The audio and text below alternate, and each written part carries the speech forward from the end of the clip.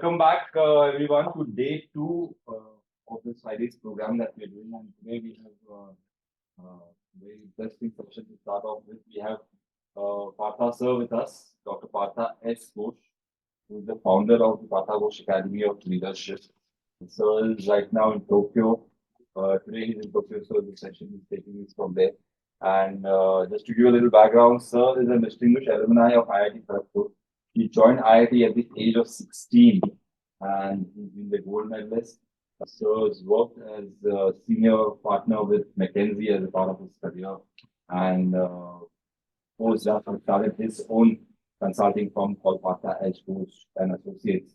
And so has been a very well-renowned consultant who's worked with a lot of great people in Japan. So he's been acquainted with Dr. Moratia, who's the founder of Sony, or for that matter, Beacon from Singapore.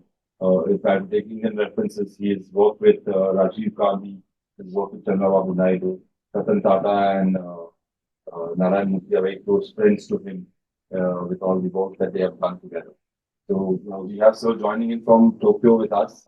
And so thank you for joining in on your tour as well. It's a pleasure having you. Not take much time, and over to you, sir. Thank you, Pranav. Thank you. Namaskar to all. Greetings from Tokyo, the great country of Japan.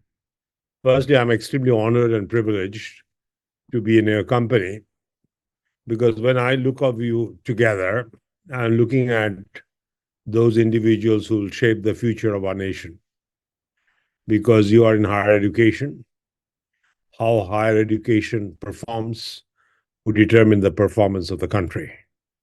So I'm looking at you and this session from that particular perspective, because how you offer leadership, how you shape your curriculum, how do you shape the culture of your university would shape the culture of the country. As simple as that.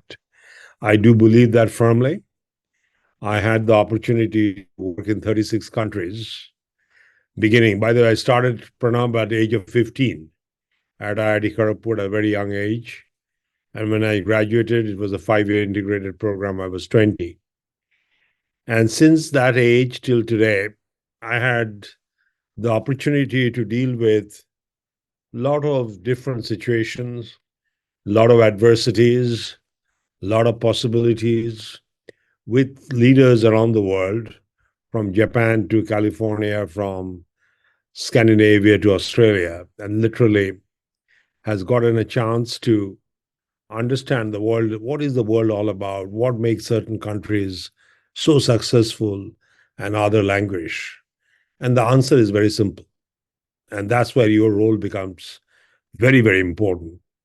It is how we shape the minds of people, the culture. When I come to Japan and looking outside the window, every interface that I've had, last night I came in from Boston, is perfect. Everyone is courteous, everyone is humble, everyone wants to present their best selves. And why is that happening? And why is that not happening in our country? It is education. So I think it is important that the education process of the country, both primary education and higher education, has to be fundamentally transformed. And that's where I find this particular session very, very important for all of us, you and me, and for 1.4 billion people of the country. So I've designed a presentation in that spirit, which I will share with you, with the hope that,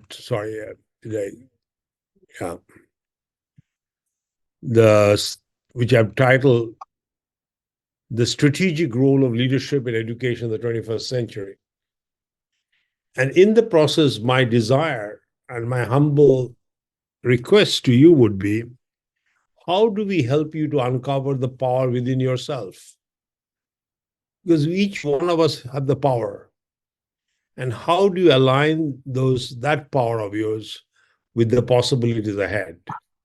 That is education. And so I think I'm extremely humble to meet all of you because you are in a leadership role.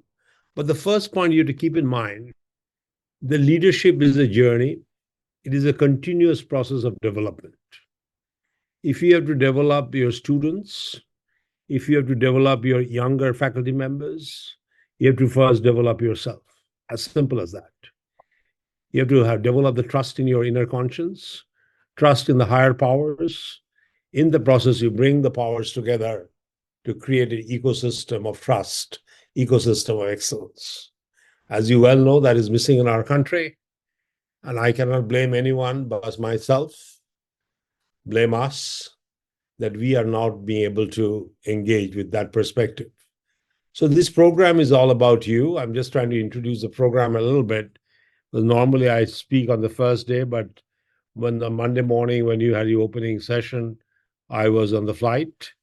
So I want to give you a little bit of perspective of the overall view of the program. It is about you, about uncovering the leadership traits God has given you. It is important to uncover that and bring it to the forefront of your ecosystem.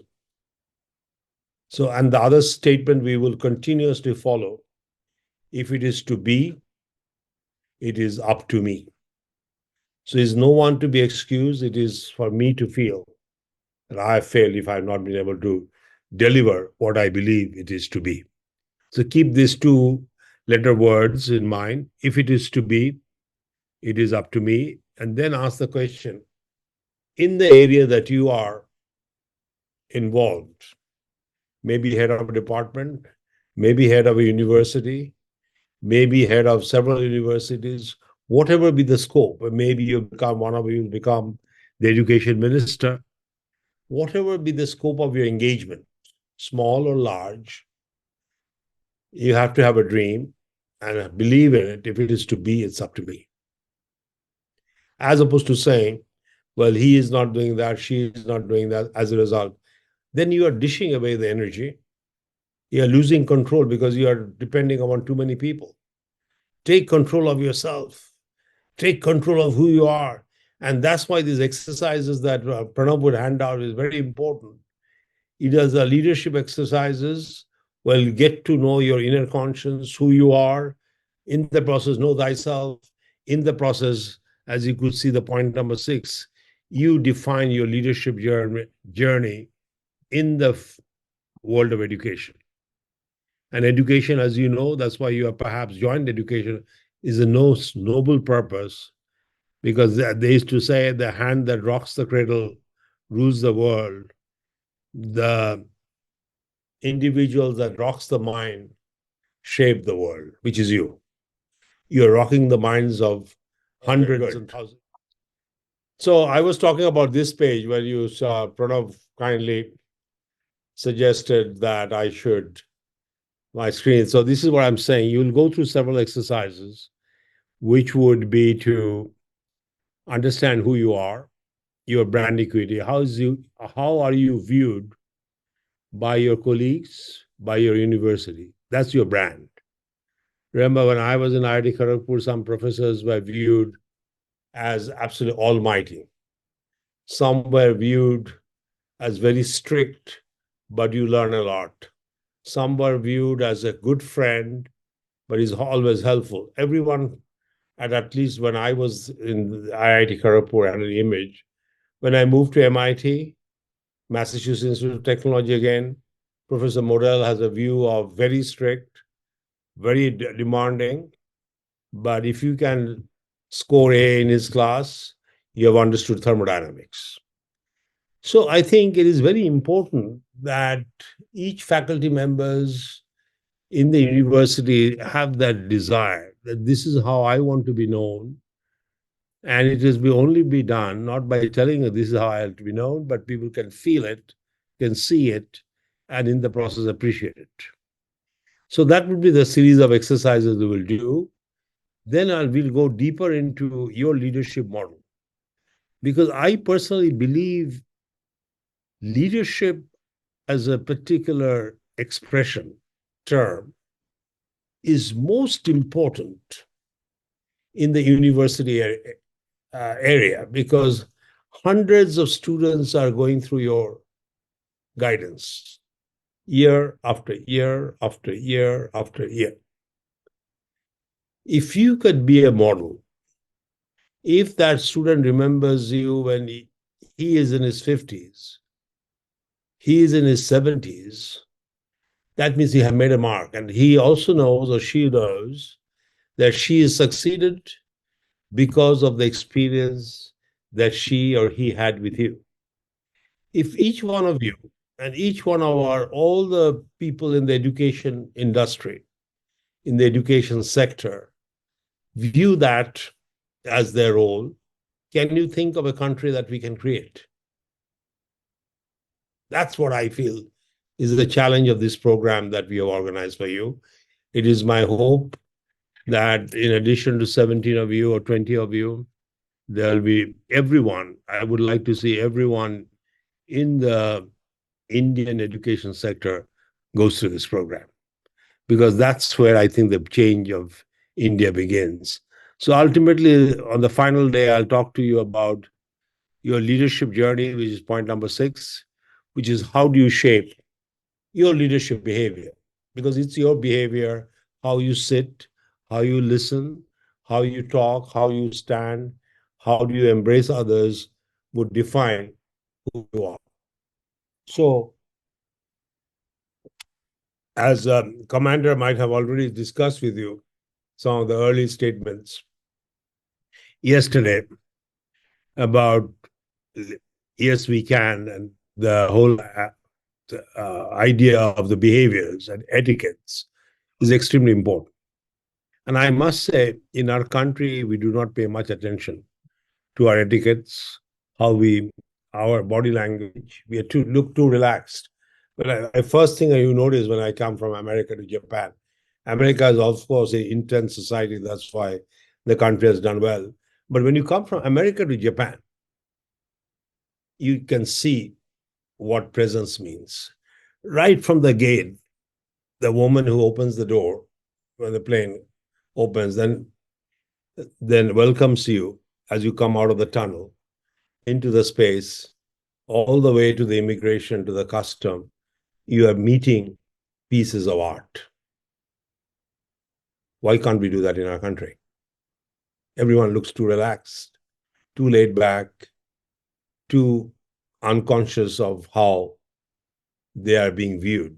So I think we have to bring that consciousness, and you can begin this movement in the country from the sector, education sector. So that's why this is very important. These will be a nature of exercise. I'll not go through you.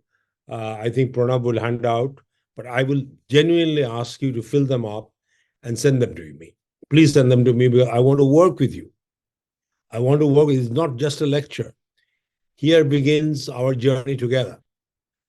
And I want to work with you so that you can indeed define your leadership persona, a leadership, I would say, glow, which would define who you are. I hope, let me see whether I can go to the presentation mode. Can you see my slides? Yes, sir, we can see it. It's okay. Now let me play one thing. Let me see whether you can see it. So You see this? So the way we organize this program, so the way this program is being honored, there are 4 components. First is very important to understand the big picture, which I'll discuss with you today. Big picture in terms of what's happening in the world, how the technologies are shaping the world, the geopolitics, geoeconomics, because it is the education system will create personalities which will be able to deal with the world. So all the professors, I feel, in any university, from time to time should get a chance, and I will be delighted to work with you to develop an idea what's happening out there. How's the world changing? So we can prepare our students accordingly. The big picture, then we'll also talk about some of the fundamental principles of leadership, understanding your inner conscience, because leadership comes from within. External, what people see, but within is what people feel. And the feeling is extremely important, because that would stay with others who have interfaced with you. And of course, communication, both verbal, non-verbal. I mentioned body language. Some people sit like this, some people sit like this. And there's a difference. When you go to a meeting, when someone is sitting like this, looks eager, you feel like you're talking to that person. So I think that we'll try to bring all these four together so that you develop the confidence, each one of you, individually, collectively, in your university, to respond to those changes as to how you organize your curriculum. How do you organize your interface with students?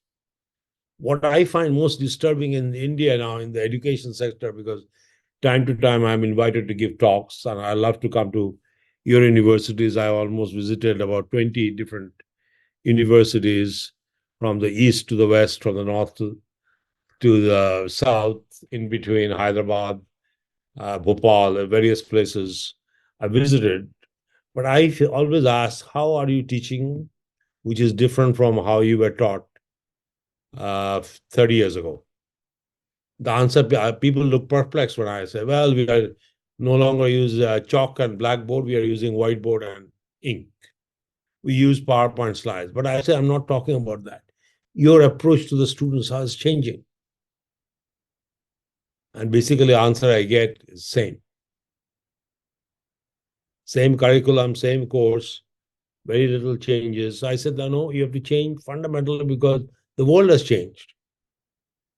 Intellectual resiliency and preparedness to anticipate strategic implications of technology and policy changes, NEP 2020, what does it mean and how I can go beyond NEP 2020?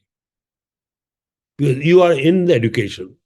NEP 2020 was designed by some people, some of them I know that they understand education, that they came up with ideas, but you are much closer to the reality. How you want to bring 2020 and upgrade 2020. Because it should not be that after 30 years, someone will say 2050. It is a continuous process of development. In Japan, we call it Kaizen, continuous development. Kaizen in education. What does that mean? We'll talk about it later. Ability to inspire your teams, your student teams, your colleagues, your seniors. And you're working in a team where you may be the junior most person. It is a good leader would inspire a senior person towards a higher level purpose. Higher level purpose will create a great country. So,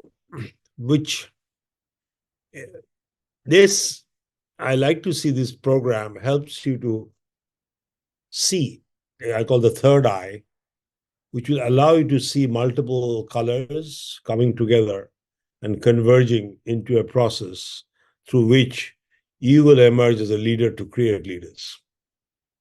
You will emerge as leaders to inspire leaders around you. And in the process, will create a new dynamic of leadership excellence. That's the purpose of this overall program. And based on the two individuals that our academy celebrates, and I think Pranav would take you to the academy one of these days.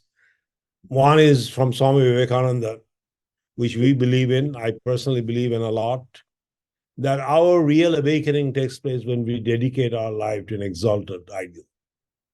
Now, in education sector, you get this opportunity to even celebrate more than what this statement is saying. Our real awakening takes place, which is your awakening. But I would say your awakening takes place when you dedicate your life to awaken minds of students and the student community in your campus. That's your exalted ideal. The other statement I'll take from John F. Kennedy, born in Boston. So I'm connected with these two cities. I was born in Calcutta, moved to Boston. John Kennedy was born in Boston, had a tremendous fascination, by the way, for India. He said, look, read that very carefully. There are many kinds of courage. Bravery under fire, not fine. Courage to risk and reputation, friendship and career for convictions that are deeply held. That's one kind of courage. But then he says, perhaps the rarest courage of all, with the skill to pursue it, is given to a few men, men in both gender, men and women, is the courage to wage a silent battle to illuminate the nature of man and the world in which he lives.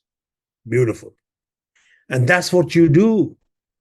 Every day in the classroom, in your campus, you have you have the courage to wage a silent battle to illuminate the nature of your students, your colleagues in the world that they live. That's to me is the purpose of this whole program that we're going through. It is not just sitting around and watching a few of us talk. No, no, no, no, no, no. It is to create a new world of leadership, and particularly in the education world, it is much needed because we're trying to expand the education. We have, already we have got 25 IITs, but even for the 5 IITs to manage properly is hard. Now, I don't know how we're going to manage 25 IITs unless every faculty member in each IIT have those leadership qualities. So that was a background. My purpose of this talk is to give you a picture of the world that I live in. I live globally, as I mentioned. I move around a lot. Like last week, I gave lectures to NIC people. I'm from Boston. Sometime I gave a talk from another city. Now I'm in Tokyo. So I want to give you a picture of the mega shifts that's going to shape the 21st century global dynamics.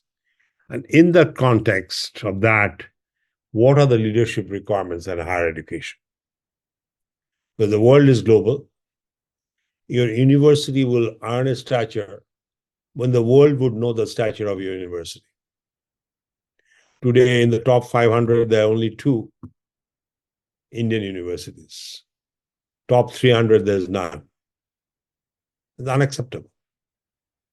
A country, the subcontinent, which had the first 2 universities of the world, Taxila in 500 BC, Nalanda in 500 AD, when there were no universities. Today, we cannot claim any university which belongs to top 300. It is a shame, all of us who are in the education sector. And we are just taking it for granted. So purpose of this talk is to understand what's going on globally and what are the requirements that each one of us in the education sector must satisfy to become a worthwhile member of the education community. Worthwhile member of the education community. And keeping in mind the world is changing, technologies are coming in. How do you adopt technologies in the classroom, outside the classroom? Prepare the students to deal with technologies, deal with social challenges, economic challenges. That would be the purpose. I'm assuming the screen is moving. Yes, sir. Okay. So I'd like to cover 3 points in the next 60 minutes. The first, I want to give you a picture of where is our civilization heading. And I would like to take a point. We are at a point of inflection. That means the formula that works in the past will not work in the future. It is a new S curve. And each one of you have the responsibility to define that next S curve, because your ability to practice that in the classroom would help our students who will become leaders 5 years from now, 10 years from now, 15 years from now, to be able to manage the S curve. But firstly, your leadership model has to become prominent and visible. Second, I will go specifically to the leadership requirement in the 21st century. And I am saying need for an enlightened approach, not the approach that we have taken in the last 70 years, 75 years. Because all the Nobel Prize winners of India, many of them are from Calcutta, as you know, whether Amartya Sen, Abhijit Banerjee, Tagore, C.V. Raman, Mother Teresa. They were basically products of the British system, British education system. C.V. Raman, Presidency College, Calcutta, Calcutta University, or Satyen Bose, Boson, Meghnad Shaha, Dhaka and Calcutta University, or Prasant Mahalanobis, Indian Statistical Institute, he given the world the TQC. Now, today, we cannot unfortunately claim that. I'm doing with, that's why I got stuck. I feel painful. I feel I have failed. That we cannot claim that. You have to ask why. Why Meghnad Shaha 50 years ago, Jagadish Bose, Prafulla Chandra Ray, Satyen Bose, Homi Bhabha, you can go on and on, C.V. Raman. That era could produce so many. Why not today? We're spending more money. We supposedly giving better facilities. I don't know. That's why I say supposedly. So we have to develop an enlightened approach. Then I will talk about some critical components to drive excellence. If we cannot drive excellence in our education system, you will not see excellence on the roads and streets of India. As simple as that. And it is your responsibility to drive excellence, drive timeliness. We complain everything is timely, but how much of us honor the timeliness? And then I'll talk about from being a manager, because you manage projects, you manage classrooms, you manage a department. Many of you manage the university or a certain school of science or humanities, but becoming a leader of a place, what is the difference? So I will talk about the dynamics ahead from two perspectives, macro and micro. I'll go a bit rapidly because many of them you are familiar with, but maybe have not seen it in a comprehensive fashion. It's important to realize how dramatically the world is changing. Macroeconomic world, when you look at, you have to look at the big picture, microeconomic from technology point of view, and then understand how these two forces are creating new kind of tensions. Micro world is saying technology is global, internet is global, knowledge is global, but macro world these days is saying we have to protect our borders, we cannot share. Like 3 days ago, Japan wanted to buy US steel. Biden said, no, US is an American company. We cannot sell. So people are also deglobalizing. So macro, micro, there's a tension. And you have to understand that because you are preparing students to deal with those challenges. So the macro level, I see these 5 mega shifts which are taking place. And I hope all of you realize that. There's a geopolitical disorder. I'll talk to each one of them. Until 90s, as you know, there was a world order, the Soviet bloc, the NATO, North Atlantic Treaty Organization, US and European Community, Japan was one of them. These were the power bases. Asia, rest of the world, ROW, and OPEC, petroleum export countries. They were powerful because of the importance of oil. China was in the sidelines. Still emerging, India was not known. It was put as part of ROW, rest of the world. These were the key players. But fast forward today, the world has changed. That past has broken down. New order has not emerged. A lot of tensions, as you know, between US and Russia, US and China. Japan has moved back a little bit. China has taken over Japan's role. India is trying to emerge. Asia role.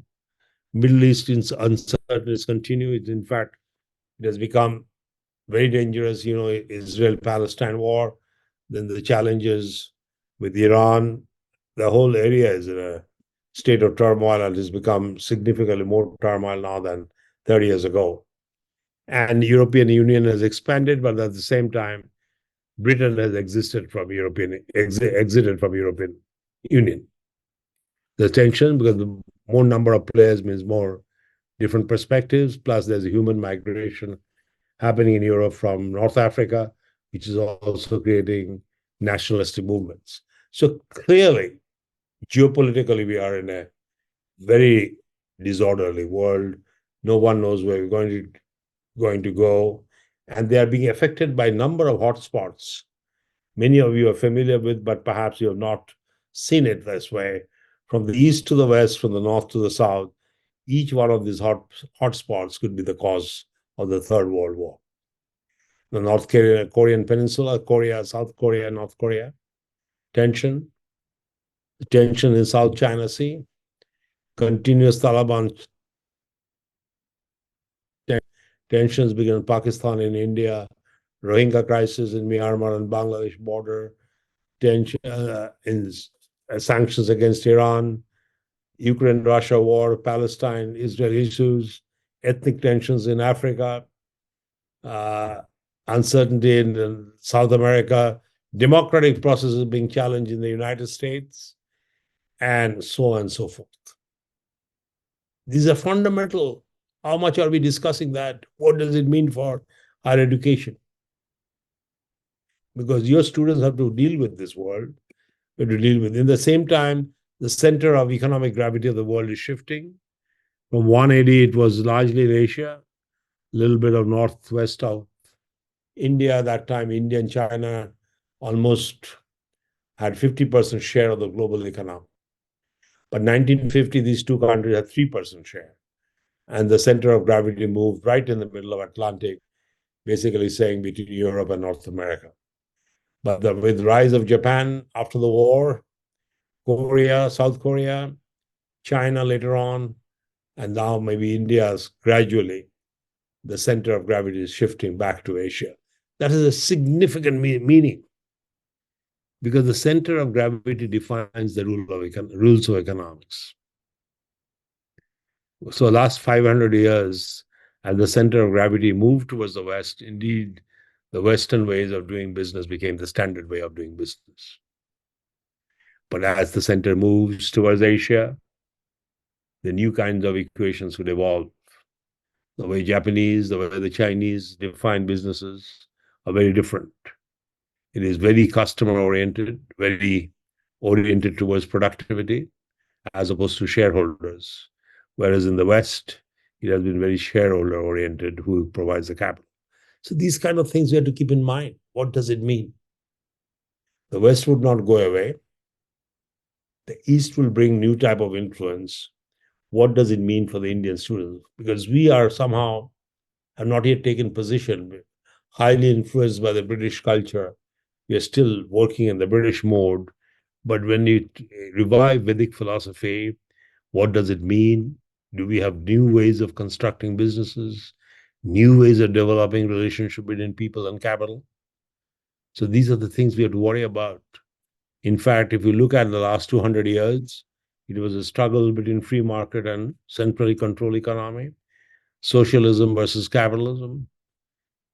And as you know, the capitalism was largely Western Europe, United States.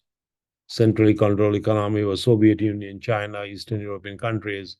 And in between, there were mixed economies like India, Brazil, which neither had the positives or the negatives. I don't know how it worked. That's why the mixed economy never worked really in any part of the world. And then a third category evolved silently, which I call strategically guided economy. And much of these were the Japan, South Korea, ASEAN economies, and China, where government plays a strategic role and the free market plays the operational role. And no wonder these countries have done so well in the last 50 years. State-owned capitalism, what China calls. But what is interesting, how will these different models fit with each other? Socialism, people have lost their faith because it did not work. Collapse of Soviet Union, Eastern European blocs. In the capitalistic system is increasing distrust because of the wealth gap. I see that in the United States. I see that in the United Kingdom. So people are questioning, is capitalism working for the common person? So what would be the fit between these different systems would be the challenge, or will there be a fourth system? And then we have problems with ethics, ecology, and equity. Ecology, the climate change. Equity, the wealth gap between rich and poor, particularly visible in countries like India. Wealth gap is also visible in a country like United States. Of course, the poor there is very different from the poor in India, but the wealth gap is huge. In the top 1% of America versus the bottom 70% of America. It's increasing in China, increasing in various parts of the world, except Scandinavia, Germany, and Japan, where the wealth gap actually has decreased. But there will be 5 countries I can pick up: Sweden, Finland, Denmark, Norway, 6, Germany, 5 in Europe, and Japan in Asia. Maybe there are others, but this 6 clearly stands out. So obviously, as you could see, the world needs a new approach. And the globalization has also been challenged. It developed since the Silk Road till the globalization led by digitization, the different stages of globalization. Venture trade, when people used to go on camelbacks from one part of the world, from all the way from maybe Shanghai to Calcutta, Calcutta to Kabul, Kabul to someplace in Istanbul, Istanbul, they meet in Venice. But then came the era resource-driven globalization to industrialization, when countries like England, Portugal, Spain started looking for resources like cotton materials. So that led to globalization in search of resources. That led to colonization. India got colonized. America got colonized. South Africa got colonized. And then came the decolonization era, and America emerged as a power, market-driven globalization. People want to sell their products all over the world, not just buy, but sell. Then came technology-based globalization, which is you want technology, you want scale. If you have scale, you have to produce more than your market could trade. You go global. And then came internet. Today, everything is global. I'm talking to you from Tokyo. I don't feel I'm far away from you. I could have done this talk from Calcutta or Delhi or Madras or Bombay. You could sit anywhere in the country. So, question is, what will happen in the future, given since COVID-19 and Ukraine-Russia war, US-China trade relationship, people are now saying we have to bring everything to our country. We cannot depend on other countries because global supply chains got broken, partly because of COVID-19, partly because of Ukraine-Russia war. Now there's a crisis in the Persian Gulf, Red Sea area. So people are questioning the future of globalization. So the short part is there are multiple tensions at macro level, and you cannot neglect any one of them. They're all working in sync with each other. Geopolitical, shifting center of gravity, disequilibrium of threes, conflict of isms, capitalism versus socialism, globalism versus nationalism, democracy versus autocracy, uneasy state of globalization. These are all real. It is a tornado in the making. Now, when you look at the micro level, there's also some major forces at work. And you cannot neglect them also. In fact, you are within them. But you have to keep it in perspective as you design your curriculum, you design your courses, as you design your exams, as you prepare your students to go out to the world and play their part. New business models, generational gaps are increasing. Every 5 years, you see new generations emerging. Now the social media generation is different from the internet generation versus the previous generation where we the millennials, and then before that, we the baby boomers. They're all very different, but they are all working in the same organization. And today, you cannot say the guys who are the senior, everyone has to follow that. In fact, it's the reverse. I see in America and Japan, even in Japan, the seniors wants to follow the incoming class, because that's going to be the rule of the game. So when you look at the 8 forces, I'll go a bit fast on the 8 forces. There's forces from the supply side and demand side. Many of you are familiar with the supply side forces. Convergence effect of information technologies, new materials, cognitives, neuroscience, genetic engineering. On the demand side, new types of requirement, energy and eco-friendly products, safety in the airports, safety, internet safety, security, cyber security, choice of solutions. Everyone wants individualized solutions. And then there's the whole question of, which I just discussed, is it free economic flow or nationalistic sentiments? Which one will win? But both ways, these are forces, demand side forces at work. But the point to keep in mind, each of these forces are more powerful than the steam engine. Steam engine changed the world. But these forces are more powerful and they're all acting at the same time. So just imagine the massive Herculean nature of these forces and how it will change. Obviously, the question is, what does it mean for the education system? And I hope you are having such discussions in your universities, in your centers of learning.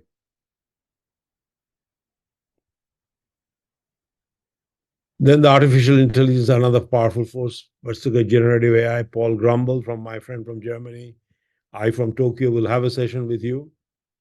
We'll talk about in more details. But clearly, that will also bring another kind of change in the education world, in the business world. Natural intelligence booster. How could you use the AI to boost natural intelligence? Very important question. In the classroom, they would use generative AI to do their homework. Do you reject it, or you accept and make the homework more interesting? That they, using the power of AI, how could they come up with solutions to problems that you will design, which are much more sophisticated? That's the challenge. I recently I teach at MIT and Tufts also, apart from being a consultant. I redid all my homeworks, but I want them to use generative. I do not want to say, oh, you cannot use generative AI. That's given. Do all your, but the point is that will not be enough, because the question is so designed that how much generative AI you use, more they have to explore the possibilities, because that's how the homework. I do want them to use it, but that may be necessary but not sufficient to get an A. Are we putting in that kind of creativity in the design of homeworks? Multiplier of resources, accelerator of social services. Again, as you could see, healthcare, education, fintech, financial technology, use of blockchain, they'll all become important. So at the micro world also, there will be big changes, but what is to keep in mind, each of these changes give rise to different parts of the world. The steam engine created the Industrial Revolution, largely centered around Europe, European Renaissance. Electricity, thanks to one man, Thomas Edison, led to the rise of the United States.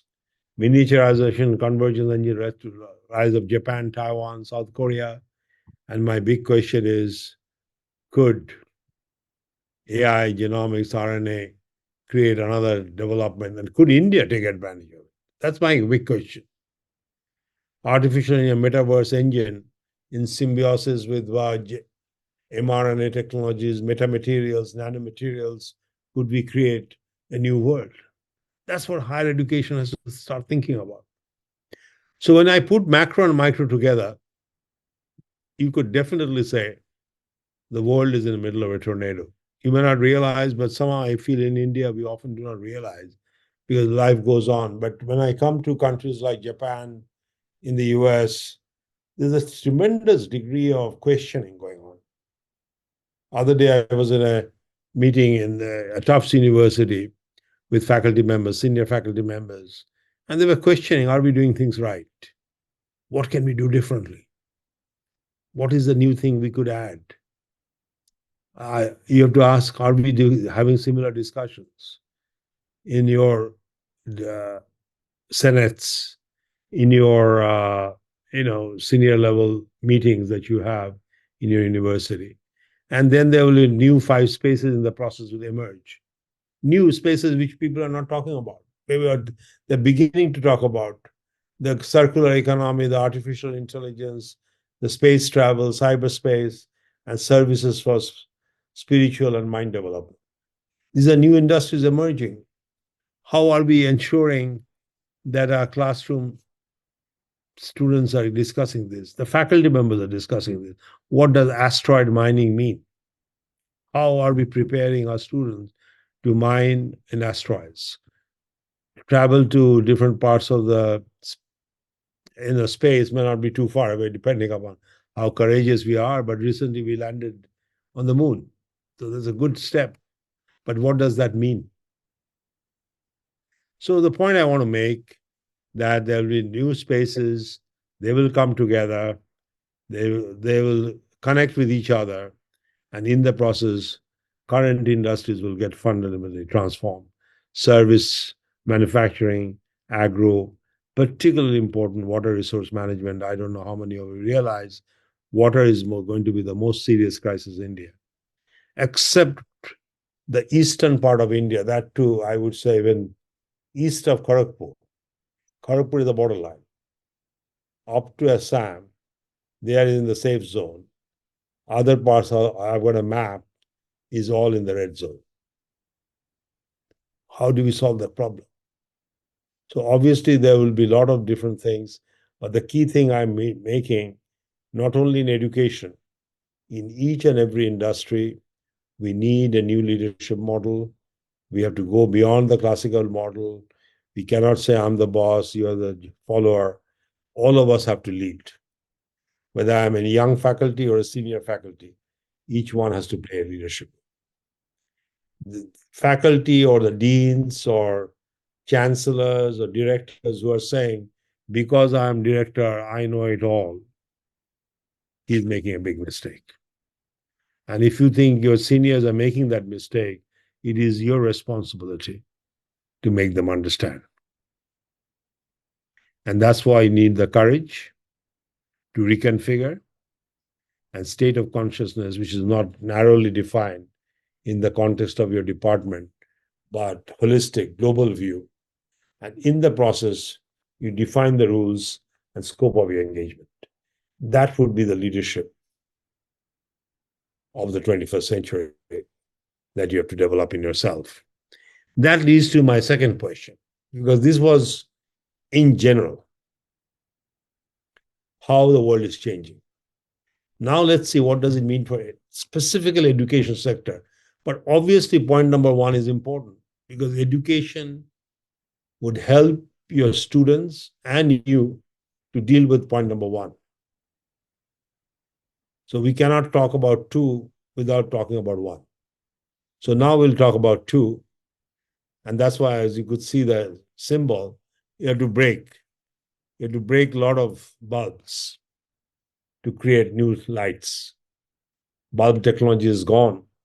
Now we are using LED lighting system. So first thing that I want to show you, this is very important. When I went to engineering school in I was there, as I mentioned, 1966 when I was 15 years old. Actually, I was 14 years, 9 months. And then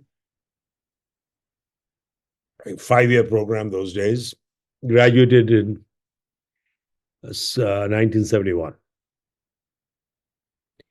Now, the technologies that I dealt with, whether we were in the machine shop or I did chemical engineering, unit operations, or we went to mechanical engineering, they were all within the human comprehension. I can touch a gear, I can touch a piston, I can touch a filtration unit, I can touch a heat exchanger. I could see and feel the technologies which were within the normal human comprehension. But if you think of the technologies which has evolved in the last 30 years, and more so in the last 10 years, they moved away from our normal comprehension. This is a very important point. The bio, info, opto, nano. I call it BION. Bio, info, E, O for opto, nano, photonics, and nano. 10 to the power minus 9. We're dealing with nanoscales, which we cannot see, but we have to imagine. Or we're dealing with 10 to the plus 9 technologies, right? Which is large global logistics system, energy, power systems, financial, which are global. Internet, WWW world. So obviously both, whether we are talking about networks or biome, our ability to imagine is very important. So obviously the way our education system developed when we were in this mode versus when we are moved over to, has to change. And that's why the discussions going on at MIT and Stanford and Princeton. And that's why if you can play the role within perspective, my big question is, could India take the lead in AI to secure a global stature? So now I want to give a little bit of feeling about, particularly in the education. Most of our education processes were designed because much of it comes from Oxford and Cambridge, then Harvard, MIT, and others. That's how the first three universities, recent universities, were formed in India, which were, I think, Calcutta, Bombay, and Madras University. And then the Delhi universities, BHU, then, several others, BE College and Roorkee. Then after that, we created the IITs. But they are basically product of the industrial economy. This Cartesian model based on time and motion study, division of labor, hierarchical discipline. But since then, we have moved into knowledge economy 1.0, and now we are moving into knowledge economy 2.0. So from efficiency and discipline, we talked about digitization of business model as we are practicing right now. It doesn't matter whether I'm in Kharagpur or Tokyo, as long as we are engaged. And now in the future, we are already moving to dynamic social intelligence, knowledge economy 2.0, where generative tools like generative AI is becoming important. But what is important for us to ask as educationists, that don't we have to respond that because our education system was designed during this era, but this era is very different. What does it mean? And I want to, in the process, focus on what has changed. In the past, much of the education was engineers go to the factory, they order the blue collar worker. Color is spelled in American way, CLOR, color worker. Then with the information revolution, knowledge economy 1.0, we touched on productivity of the knowledge worker. Now that's why, again, I'm a knowledge worker, you are a knowledge worker, because we offer knowledge. How are we improving our productivity? If I could teach 20 students per hour, could I teach 2,000 students per hour? And how do you transfer that knowledge at a higher pace with more content per hour? And then we are now moving with AI-driven generative tool, productivity of inquisitiveness and imagination, which is different again. Because the left brain would do much of the productivity of the knowledge worker. Because left brain, it could be driven by AI. But the right brain, which is imaginative, which is creative, how do we activate? And that's where the leadership in education becomes very, very important. So I see mega possibilities, assimilation of knowledge at the speed of light, augmentation of human intelligence through high-speed, high-resolution processing, and analytics of data and images to explore the unknown frontiers. Whether I'm in chemical engineering or semiconductors or uh, let's say naval architecture, whichever field.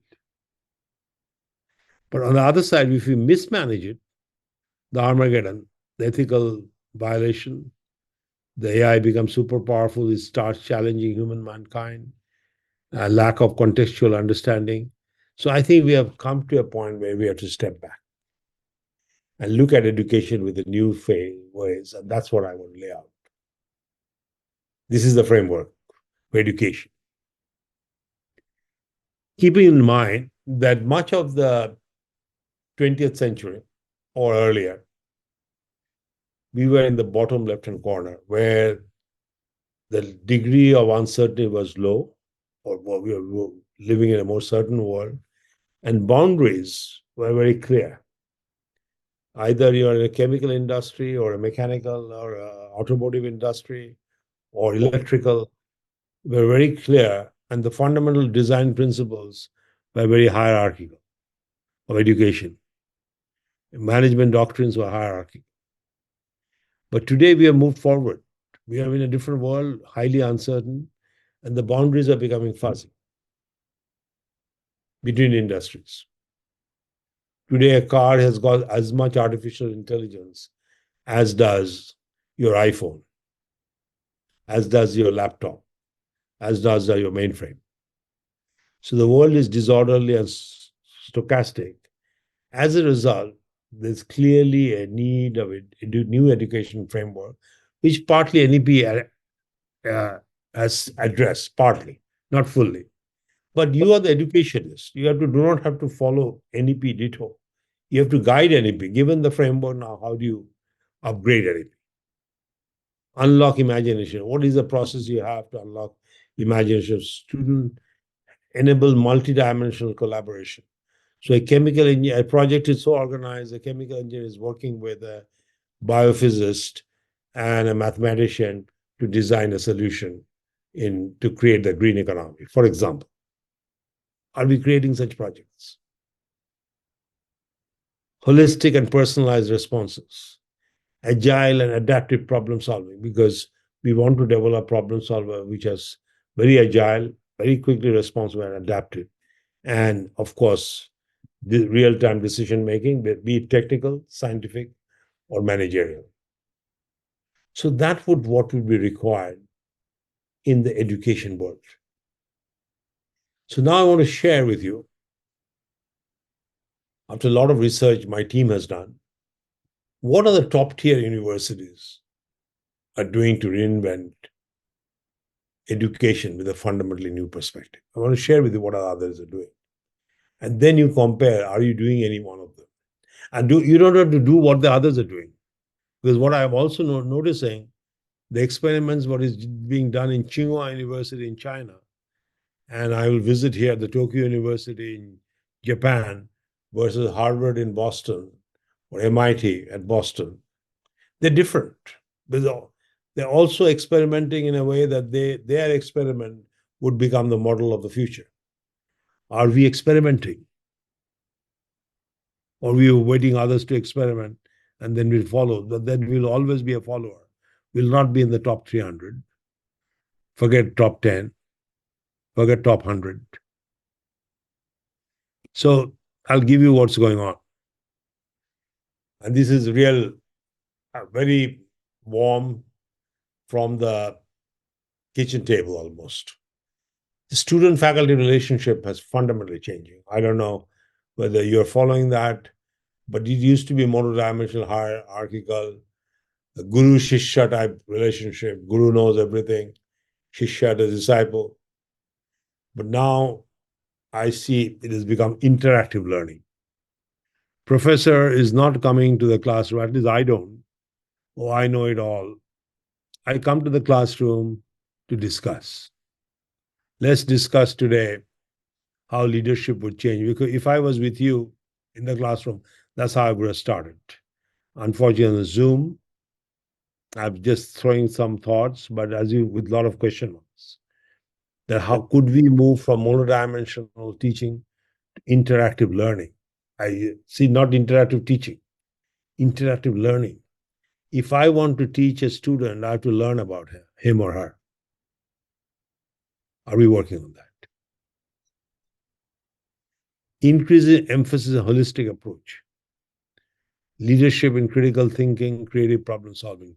Today, when I design homework, I was the other day talking to someone in computer science. They're designing homework in such a way that's much beyond what the textbook is saying. So the student could do research, go to the library, work with others, work with PhD students to come up with a solution to a problem. That's how they really learn. And teacher is also part of the problem solving process. He's not there just to grade. He's saying, join me, let's work together. And often they become papers which get submitted in IEEE. Humanities and science, as I said, the artistic part of the problem solving will become important. Flipped classrooms. The classroom are flipped. They can quickly rearrange, sit together, form new teams, discuss hybrid curriculum, personalized yet to scale. You're personalizing, someone may have a handicap, someone may be brilliant in some subject. How do I design the curriculum which is hybrid and personalized, yet I can scale? Experiential learning is going on, project-based, giving right from the first year, they're working on some industrial projects. AI ended, which I talked about. AI aided learning in the era of generative AI. And there could be many others. Plus, we have our NEP 2020, which has proposed some good ideas. But we can go beyond that. So these are the kind of discussions which are going on in various universities, like people are now adopting, just giving one example, different learning modalities, in-person, online, hybrid, self-paced. So now think of someone who has to work. He's coming from a poor family, a farmer's son. He has to help his father farming, but during the day he can take a class. But he may not be able to take a class at the speed of someone who's full-time, rich person's son or daughter. So, but by creating a self-paced, we're giving everyone a chance. This is happening in other parts of the world. I've got a class I teach at Tufts University called Master of Science in Engineering Management. We have 3-year, 5-year, 2-year, 1-year program. Some people can take on because they're working executives. They may be married, may have 3 kids, so he's taking one course. As long as he finishes in 3 years or 4 years, fine. And someone who is taken off from his from his workplace, he wants to put in 12 months of hard work, he can go at that speed. Someone is hybrid, he can only attend the spring semester in person, remaining online is there. So there's a lot of experiments going on. I'm not suggesting you have to do all this. All that I'm talking about, the world, the universities are in a state of experiments. The thing that I want to make, that there's a case for a new approach. Indian education system is transformational leadership, and that's why perhaps Ministry of Education has organized this program, and we at IIT Kharagpur are extremely honored to take lead in this, because the Academy of Leadership was established not only for students, not only for industry, largely for the education system. Because we know if education system could provide leadership, we are creating leaders for the world. And so the challenge is, how do we cultivate the leadership culture? A leadership culture is one of when everyone would say, if it is to be, it's up to me. No excuses. Taking full responsibility. So I'll give you some more lessons from the universities who have significantly improved their ranking. I'm getting into ranking because as an Indian like you, I like to see in the top 100, at least there are 5, 6 names. Why is that not happening? You should be concerned. I'm extremely concerned. though I'm not directly connected with the Indian education system. But I feel, what are we missing? We think we are smart. We think we've got Vedic philosophy, which is rich. We think we have benefited from English education. We're saying all this into the world, but our performance has not kept up. We are not winning gold medals in Olympics. Neither we are getting Nobel prizes as much as you used to get, nor are we seeing rankings of our university going up, nor do we have brands from India, which is known all over the world. Japan introduced between 1960 and 1975, 15 years, about 90 brands to the world. From Sony to Seiko to Casio to Toshiba to Honda, Mazda, you name it, in every field, in 15 years' time, after being burnt down in 1945. 1945 to 1960, they built the infrastructure, the system. 60 to 75 brands all over the world. So, what are they doing? I picked up examples from these for the preparation for you. I did the homework. I take this very seriously. I looked at 5 universities. Tsinghua, its ranking is 16. It was established in 1908. Peking University's ranking is 17, established in 1898. Nanyang Technological University, established in 1981, rank is 36. Chinese University of Hong Kong, I particularly picked up from Asia, because Western, we'll say Western world, Western ranks them, because we have another culture in India, they are ranking, they are screwed up. But I said, okay, let me look at Asian universities ranked by the Western system. Chinese University of Hong Kong, 45, established in 1963. Seoul National University, ranked 56, established in 1946. This is what they do. Somehow their universities has been linked with some national or industry priority. If India wants to be number one, pick up India. I don't know. India has not yet announced that. They say make in India. But the make in India what? But to develop the culture of manufacturing. But culture of manufacturing is too broad. Industry, are we taking steel or are we taking chappals? Or are we talking textile goods or cars? We have to decide, because every industry has got its unique characteristics. And once we do that, then universities should be encouraged. Work with University A to make the automotive sector the most productive in the world, so that after 5 years, we have 10 brands which are celebrated all over the world in the auto sector. For example, though I would not recommend auto sector, because that is gone. It's gone to Korea, gone to China, gone to Germany. We have to choose some area where we can win. Just going somewhere others are doing, we lose. Then they have many universities have created. I am an advisory committee of many universities. They want to tap into people like us to talk about what's going on in the world. Once in 6 months, they have advisory committee meeting. They come from all over the world or on Zoom. Are we doing that? Because they have to show the eagerness that we care, we want to know. Then develop unique areas of focus. I suggested that to IIT Kharagpur. This is a case by case. So IIT Kharagpur agriculture is a big department, a huge land. Why don't we think of what would the 21st cellular agriculture look like? The computer science department of IIT Kharagpur is very advanced. Digital trade and commerce, leadership development we are doing. Could the Academy of Leadership at IIT Kharagpur take charge of leadership development of the world? Or healthcare, AI healthcare. We have a medical school and IIT Kharagpur, for example.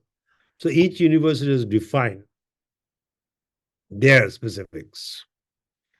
Then industry-focused research. We have to go out and talk to the industry.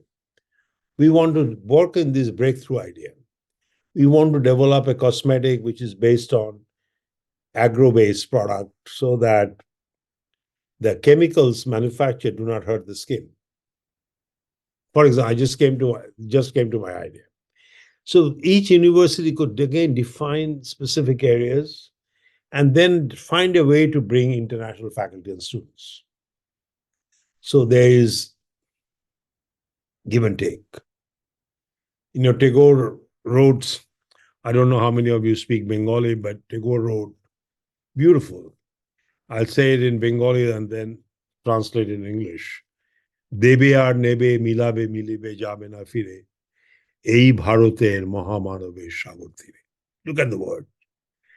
You will give and take knowledge, different parts of the world. But anyone who comes to the shores of this Mahabharat, the great country of India, they will never desire to return.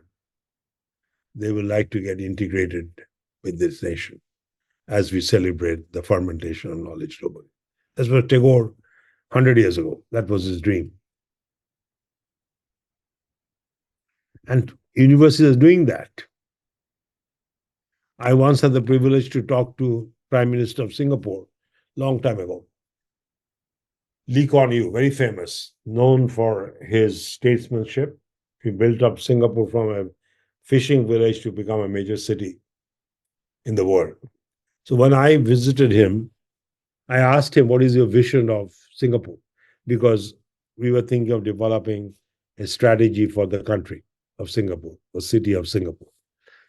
And he told me that, Ghosh, I want Singapore to be such a country that every Singaporean is proud of Singapore. And the most talented people around the world would aspire to come to Singapore and work. Look at the vision. And that's happening. We lose talented people from India to go to work in Singapore. It should be the other way around. India is a big country. Talented people should come and join the Indian Renaissance if we can create that Renaissance spirit. So that leads to my final point that, look, clearly, I think I made the point, we need leadership in education. Partly because the world is changing, partly because your competitors in other parts of the world is changing. You have to keep up with them, not copy them, but do something which you are proud of, which is different, which others would like to copy. That's leadership. Now, what are the critical components? What do you need to do? So the first point I have to keep in mind some of the hard factors where you have to be very disciplined, some of the soft factor, how you want to behave in the campus, with the inside, internal, external, with the outside world, be it with the ministry, with other universities, with industry. Because when you're talking about it, it will happen because of you. Industry will not give you money. But if they see you are exciting, you're coming up with great ideas, industry will pour in money because they want to benefit anyway from you. Now, people often say when I talk, oh, industry to kuch paisa nahi hai. They always say that, but that's not true. Ratan Tata has given more money to MIT and Harvard, but he has not given much to India. I asked him why. Ratan is a good friend of mine. Partha, nothing is happening. I don't see the excitement. They don't ask for it. They do not come up with the idea. MIT has given him a lot of ideas. So we have to develop the internal discipline, rigor, timeliness. That's the first thing you want to instill in your behavior and in working with your students. Because that is the most important gift God has given us. But we are not treating it responsibly. A minute lost is minute lost forever. So as you could see, I've laid out, you have to alert to all the four quadrants. You can read them. I'll send you the presentation. But you have to be understanding there's some soft factors, behavioral factors, some hard factors, but the most important is the soft factor, which is the leadership culture. Discipline, timeliness, how you communicate, your infrastructure, of course, important. The hard, which is measurable. But the soft, how you feel, how you look, how you behave, all these little things which come together to create the aura of leadership. And that's where the understanding education system from the point of view of brain science becomes very important. Because much of our conventional education system, both in the West, because we are defined by the Western education system, after all, has been on the focus on the left brain development, which is measurable. You can take tests, you give 70 out of 80, 90 out of 100, is linear. Specialization, some people focus on one subject versus other, finance, fit the format. Other side is creative, which is emotional side, which is the right brain. And I think we have to think of education in the era of generative AI, which is the right brain development. How do you help your students to develop intuition, intuitive capability, imagination, interconnected with inner self, intelligence or synergies between different departments, different disciplines, and creative problem solving. The right brain work would be largely done by AI. We'll have a separate session on this. I'll not get into it. But the opportunity for leadership in education is on the right brain. And we have to think of how, what. In the current curriculum design, you can think about it. What am I doing to inspire imagination in the minds of people? And that is the role of academic leadership, to switch from the blue to the red area. That's the leadership that we are looking for. In the process, the dial would shift. The left was what we followed in the past. Right? You have to help them, students, to develop inductive logic. Plus some thinking is not zero sum.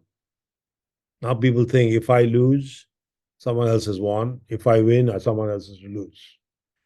But how to create win-win relationships, visualization driven, creative thinking, culture of self-expression. If you are always discouraging students to speak up, not to speak up, silent, stop. I often see we say too many no's. No, you cannot do this, cannot do this. This is not within our rules. I think we want to give opportunity of self-expression. So, and then create synergies. And then, of course, build compassionate relationships. So what I want to close by saying that, look, there's a tremendous possibility. But each one of you have to design innovative initiatives for yourself and your group. So like an electron, it has to spin. And in the process, we can give expression of excellence at the center of higher learning, where whatever be the scope of your responsibility. This is an example I created for IIT Kharagpur. I hope IIT Kharagpur would pick it up, but just to give an example that I gave them, the IIT should develop its own DNA. Pursuit of excellence, what does it mean? Agree on what it should be number one in. A major conference on specific subject. You can also decide a major conference that your university will organize, which is international, where you have truly unique to do, and it should be world class. If the meeting has to start at 9 o'clock, the stage opens at 9 sharp. Mics are working. Everyone properly seated. You play it on the Zoom. Soon your university will get to be known all over the world. If you don't do these things, how will people know about you? Why will industry give you money? why will foreign faculty come to your place? So we have to design things which can do. So these are some of the ideas. There could be many other ideas. I give you this as an example. A lot of things could be done in university, but the key is that you have to define the DNA of your university so that you can engage with the wider audience, you can contribute to the expansion of knowledge, and you can see the effectiveness of your students in and outside the classroom and yours, so that overall your power to influence the globally increases, your global visibility becomes clear. So now think, if each university in India was truly thinking like this, imagine the fun you'll have. And that kind of competition is healthy. Everyone wants to play in the Olympics. I think that's what I talk about leadership. But first, homework I'll give you, develop the DNA. What defines the leadership of your university? And it could be different. This is just an example, by the way, illustrative. That what does the university truly believe in, which you will never compromise? 100% dedication. 100% dedication to those principles. And I'll close with only one statement that, look, I said a lot, but if you step back and think about it, there are only two vectors that you'll think of in mind. And role of the university is very important. The knowledge intensity of the world is increasing. With the expansion of knowledge, everything that we do, content of knowledge is increasing and complexity is increasing because we are getting more interconnected with each other. And the education system has to help students move from the bottom left-hand corner to the top right-hand corner, which is significantly more high frequency. And that's where you have to ask, what should be the leadership requirements for you? And that's what are the 5 points I'm laying out, which we'll be discussing more and more in the next 2 days, next 3 days. But as you could see, that analytical soundness, so that you can analyze the big trends. You have to demonstrate to your universities, to the country, to the Ministry of Education, imaginative and intuitive capacity, your ability to think nonlinear, not extend the past into the future. What is the next S curve? Dynamic selflessness, compassion for students, for the system, for the people around. Universities have got a lot of poverty around. IIT Kharagpur is surrounded by poverty. Delhi University is surrounded by poverty. How much are we connecting with them? Inspire passion. Projects could be for students to engage with the people who are living in poverty. Come up with solutions. That is, the poor lady who cooks for 10 kids, how could she do the work which takes 2 hours, could be done in 20 minutes? Could she improve the cooking speed? That could be a project for a student. For the woman who works during the day cleaning someone's home, then comes back to take care of 3 kids. How to improve her productivity? Are we thinking about it? That's 70% of India. We are not thinking about that. What is the education system doing?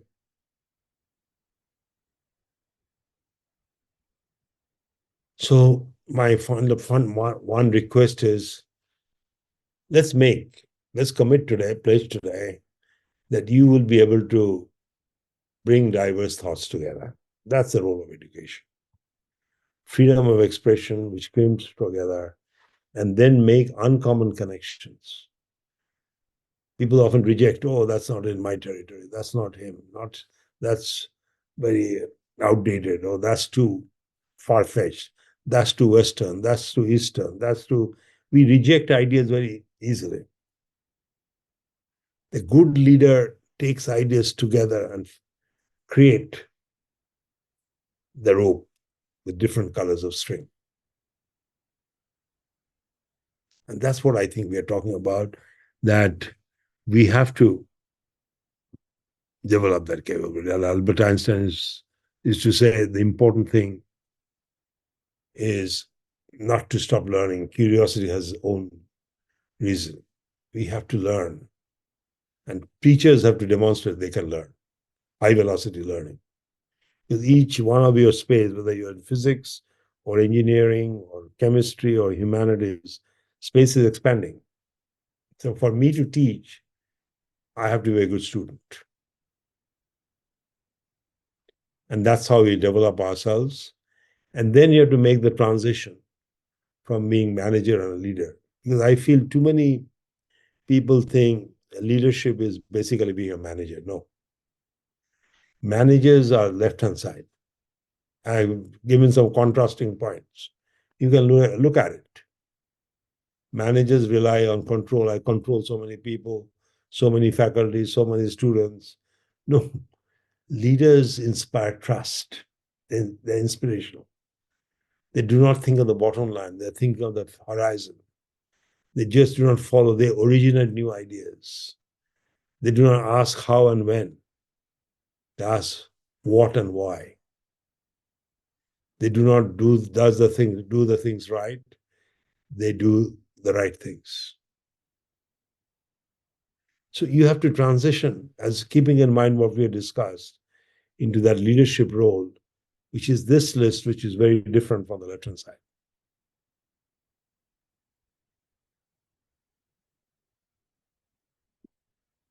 So thank you very much. Keep in mind, the leadership excellence that we are talking about is firstly very much required in the world, not only in India. India more so.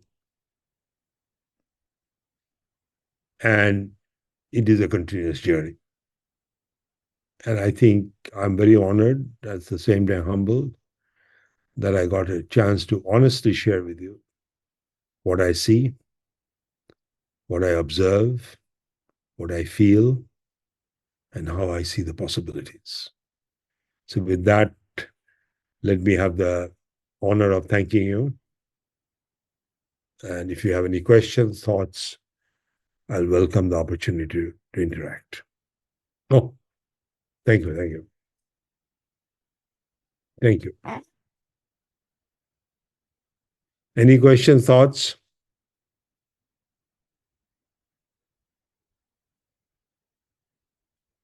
We can talk. Turn on the mic. Yes, sir. So mics are on. You can I talk. think you can hear me, I guess. Yes. So Yeah, I can hear you. Yeah. myself, Sujit Kumar Sahu from IIT Goa. So I'm quite impressed with the plans you put forward for the global ranking improvement, for IIT at least concerned.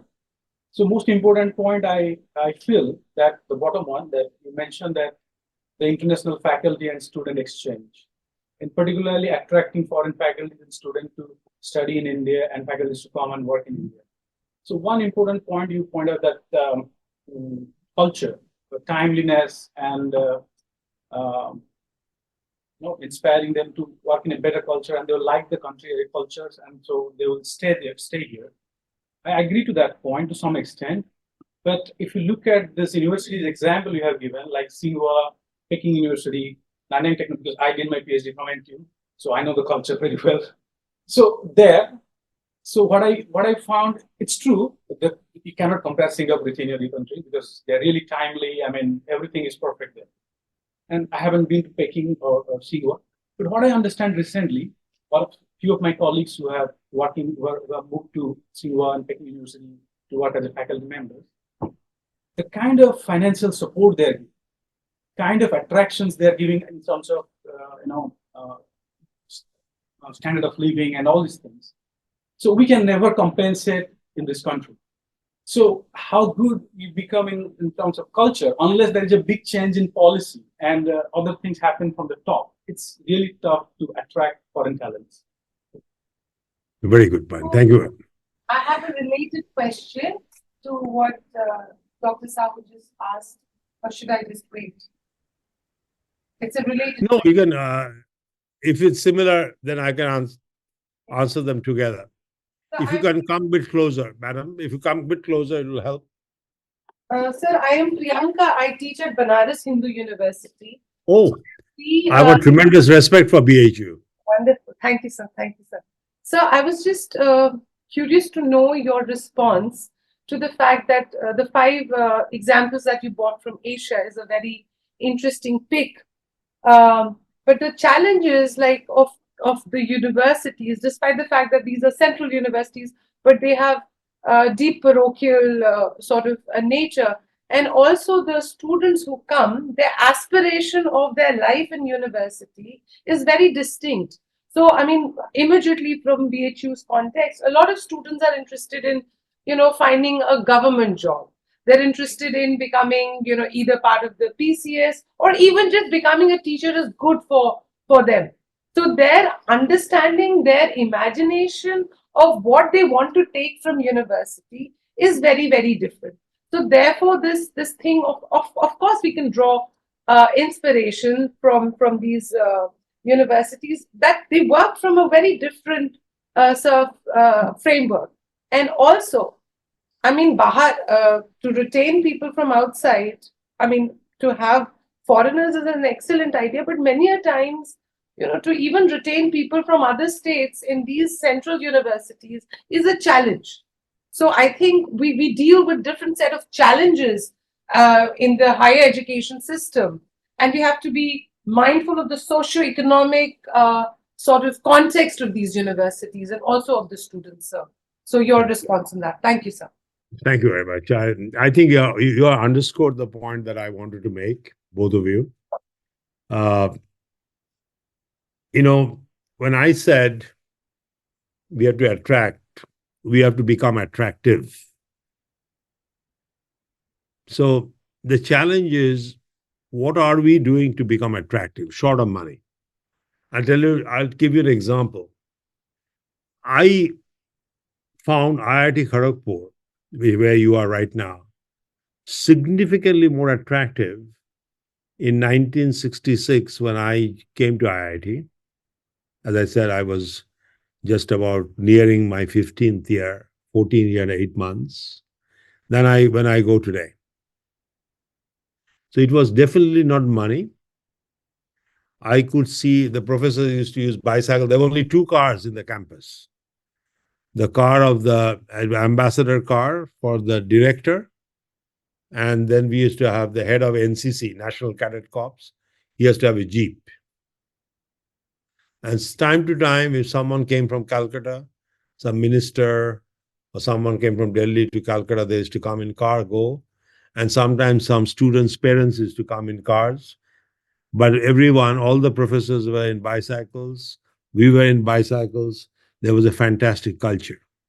And there were more foreigners from, I remember there was a professor from MIT. There were 3 professors from Germany, 2 from Russia, 1 from Japan. And it was significantly more international. So the first point I want to make, it is not money, it is the culture which attracts people. And culture is not money dependent. For you to be timely, you to be courteous, you to be humble, for you to be graceful and smile when you greet others with a smile, that none of them needs money. Point 1. And we have to work on that.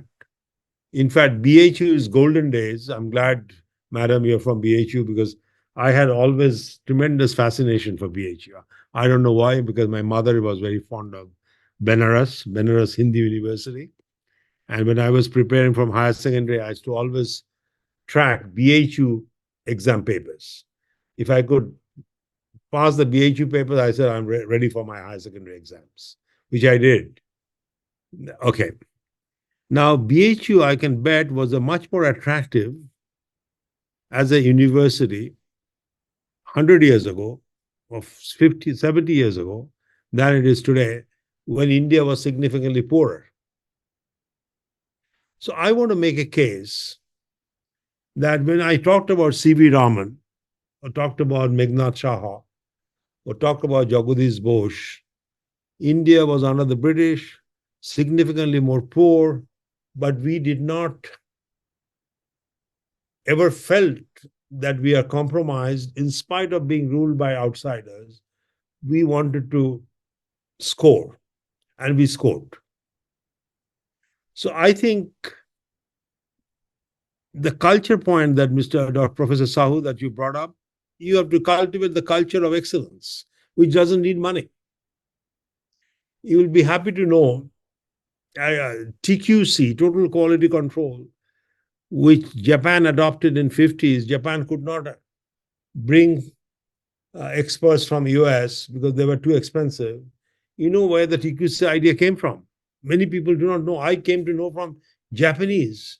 TQC idea came from Calcutta, from Indian Statistical Institute. But Prasanta Mahalanabi's TQC mathematical model was adopted by the Japanese. And they told me, Prasanta, when I told them I was born, oh, you're from that great city of Calcutta, because these gentlemen knew 3 people of India. The 4 people from India he looks up to, so happened they were all from Calcutta, there to find me the 5th one. He got very excited. And by the way, 4 people were Tagore. Second one was Satyan Bose, boson, the God particle. Third was Prasanta Mahalanobis. And fourth was, many of you do not know, but very popular in Japan. Not Netaji. Netaji is, of course, very popular. The person is Radha Vinod Pal. Any one of you know about Radha Vinod Pal? No. See, every Indian child should know about it. See, that's why I'm saying we do not know so many things which India should be proud of. When there was an international tribunal of war after the Second World War, Tokyo trial. there was 12 judges were appointed by different parts of India. Sorry, different parts of the world. And the one who was picked up from India, that was the British government. It was because it was before independence, after the war, it was in 1946. They picked up someone by the name of Radha Vinod Pal, who was a judge in the Calcutta High Court. He was picked up, and there were guys from China, from Denmark, from Germany, from United States, UK. 12 of them, 11 of them were ready to basically say that Japan was at fault. Japan should be charged as criminal of war. He was against it, and he was able to create an argument and logic where he changed the mind of the 11 people, and finally Japan was not charged as criminal of war. So he was very well known. Now, I think the other thing, based on this discussion, I felt that India has to project some of these personalities. And with all my due respect, people like you should know about Paul, his logic. How did he create that logic to change the minds of 11 people who were all coming from developed countries, except one who was from China? And China was absolutely bent on blaming Japan because, as you know, the Manchuria War. But his logic was fantastic. I can share with you the logic, but that is not the purpose of this discussion. But the point that I want to make, that we have created many stars out of this country when India was significantly poorer. So I would not say this is the resource that is our main drawback. I would say it is our culture and attitude, that how could I make the small place clean and tidy? Because cleaning and keeping things tidy doesn't need money. We have beautiful lawns in Kharagpur, but it could be significantly more beautiful. Students should be asked that it is. I've been to schools in America where students are given different plots of land to be managed, and there's a competition that how are you managing this acre versus another acre, and it is the responsibility of the students to take care of the grass, the flower beds, so it looks beautiful. And you create a competition. This doesn't need money. Maybe 500 rupees, a trophy to the winning. So there's a lot of creative things to be done, but we are not doing them. There's a school in Massachusetts. It's called Northfield Mount Hermon, where my son went. They say our role of our education is to bring the three H's together: the head, the heart, and the hand. In our country, the head and the heart are disconnected. The handwork is done with people who are not getting a chance to get educated, so the head is not working, because they're only doing the handwork. The people who do the head work, they do not want to carry anything. So the three H's, when they get disconnected, and the heart we do not take care of. So I think we have to bring back these three H's together. And that's why we are doing the Academy of Leadership. Then you will see the country will look beautiful. So I think it is more making it sort of attractive. Look at Bollywood versus Tollywood. We have got only one Oscar from India. That's Satyajit Ray. Low budget film. It's not money. In Bollywood, we spend billions of dollars, but have we won an Oscar? But Satyajit Ray got Oscar in the movie that he created in 1950s, poorer country with low budget. So I can go on and on this subject because this is my favorite. Because I've seen Japan when it was not poor, not rich, very early on. But Japanese, I remember one factory I visited in Japan. It looks absolutely like where operation theater. It was so clean. So I said, it looks so clean. How often do you clean? You know what was the answer? The answer was, why should we dirty it? If we throw the things in the right place, if the oil is put on the machine, not on the floor, not on the body, go to the Indian factory, it's clumsy. And the Japanese factory didn't have any janitor or cleaner. Everyone is managing the machine as an operation theater. The oil goes exactly where the oil has to be put, not more, not less. Why should it drip? Does this money or it needs attention? I call the chopstick culture. Precision.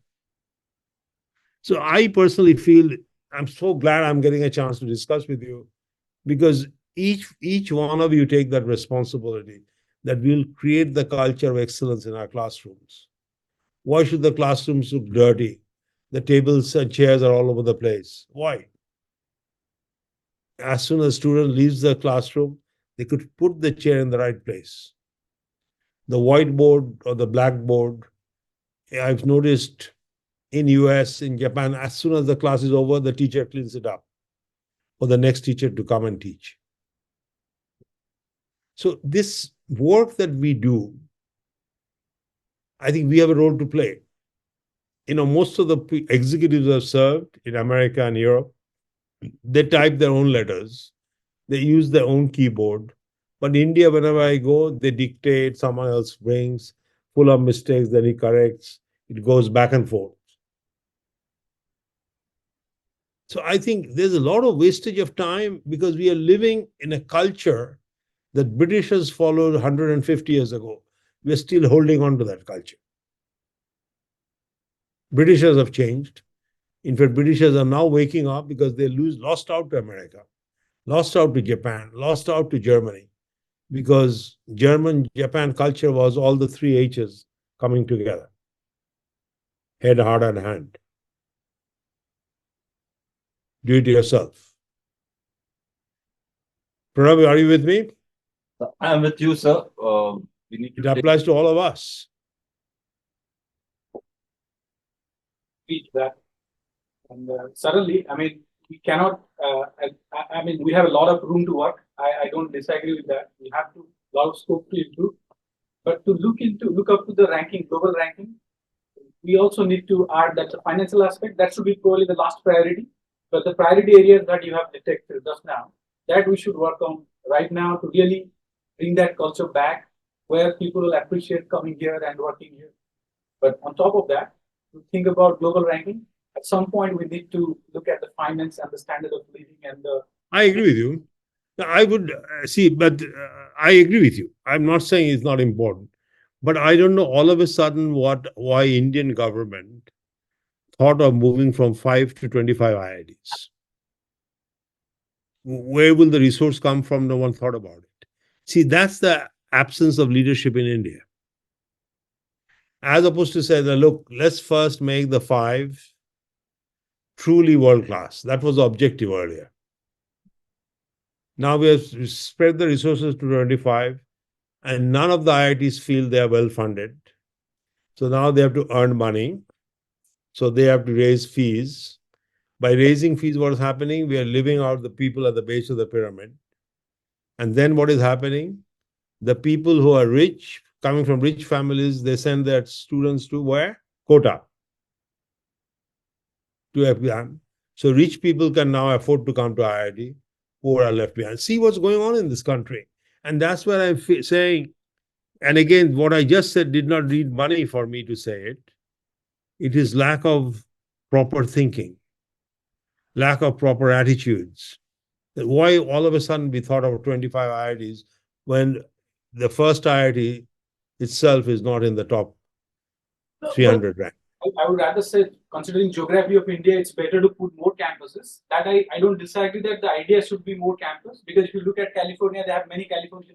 No, again, you're comparing California with. You just said we have limited resources. No, that I agree. Careful. See, we have to be logical. California can afford. California is one of the richest countries. It's not a state. It is the richest country in the world. All the best companies are there. They can afford 100 campuses.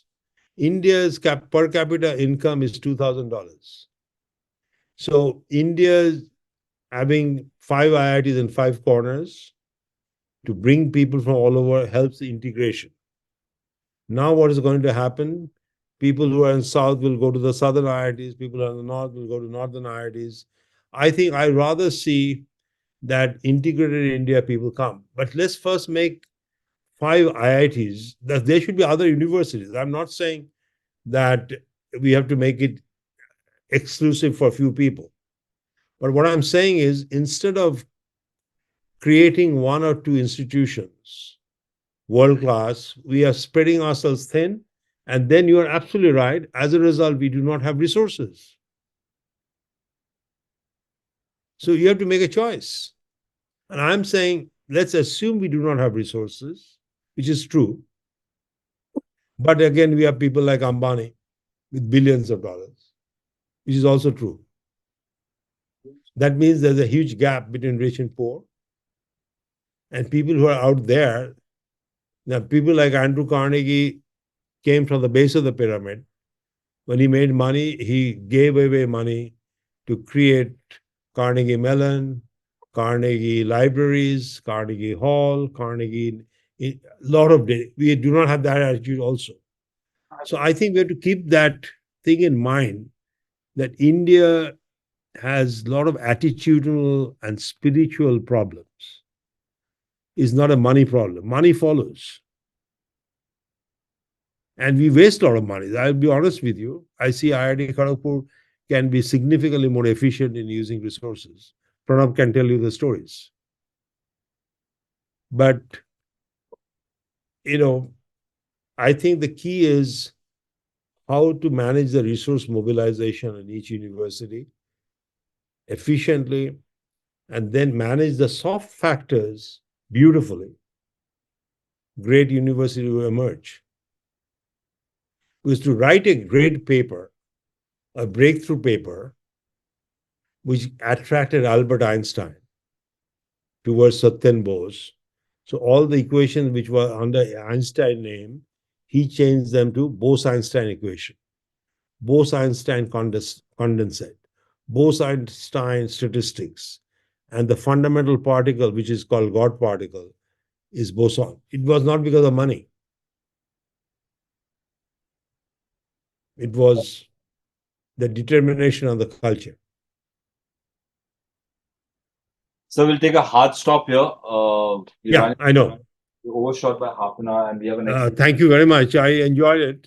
Like, we have 2 more interactions with Sir coming up tomorrow and then another day. So we'll continue this discussion in case you want to discuss more. But right now, sir, thank you very much. Really appreciate after a long hour of travels that you had and then taking this. But this is my favorite subject. I can go on and on, but with my folded hands, Thank you, my sir. folded hands to salute to all of you. I think all of you are great. And madam, I hope you'll invite me to BHU. BHU, I will have to visit. Yes, sir. You're very, very Uh, welcome. Because if we can, I will pick BHU, for example. I'll pick, let me tell you, if I was the education minister, I'll pick three universities. BHU, because it is in the heart of India, Benares. Maybe Presidency College, which has created the Maximum Nobel Prize in Calcutta. Second, and maybe one of the IITs. I would not suggest IIT Kharagpur. Then it will look too biased. And I do not want to be on Eastern India, but it could be some IIT, maybe western part of India. So we have BHU, Presidency College, and then make them world class. They have the history, they have the tradition, and then others would follow their examples.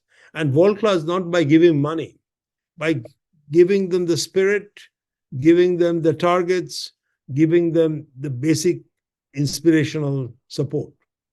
Money will follow. If you come up with 3 great papers, I will circulate it in Japan. I'm right now in the center of Tokyo. Japanese company will come and say, solve this problem for me. But I have to show the paper first. So with that, I've really enjoyed the discussion, but don't give up on me. I'm not giving up on you. We'll do it together. Great, sir. So thank you. Thank you. Thank you.